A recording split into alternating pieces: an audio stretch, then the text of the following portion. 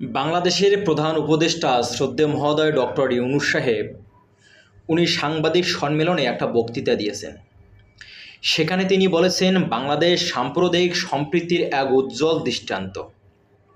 তো তাহাকে আমি একটা কথা মনে করে দিতে চাই, এই তো ময়মনসিংহে কিছুদিন আগে দীপু দাসকে যেভাবে আগুনে পুড়ে হত্যা করা হলো, এটাই মনে হয় সাম্প্রদায়িক সম্প্রীতির দেশ। হবিগঞ্জে কামদেবকে যেভাবে হাত পা বেঁধে হত্যার পর পুকুরে ফেলে দেওয়া হলো, এটাকে সম্প্রীতির দেশ বলে। রাজবাড়িতে অমৃত মণ্ডলকে যেভাবে পিটিয়ে হত্যা করা হলো, এটাকে সম্প্রীতির দেশ বলে। রাউজানে হিন্দু বাড়িতে যেভাবে তালাবদ্ধ করে আগুন জ্বালিয়ে দেওয়া হলো, এটাকে সম্প্রীতির দেশ বলে। রংপুরে যেভাবে হিন্দু পল্লীতে আগুন জ্বালিয়ে দেওয়া হলো এবং হিন্দুরা নির্যাতনের নিপীড়নের শিকার হলো, এটাকে সম্প্রীতির দেশ বলে।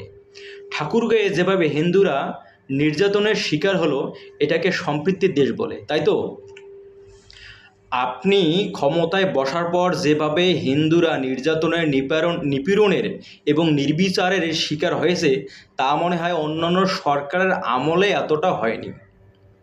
তো আপনি যেরকম একটা বক্তৃতা দিয়েছেন, এই সমস্ত বক্তৃতা হচ্ছে মানুষকে হাস্যকরের মতো, মানুষকে আপনি হাসাচ্ছেন।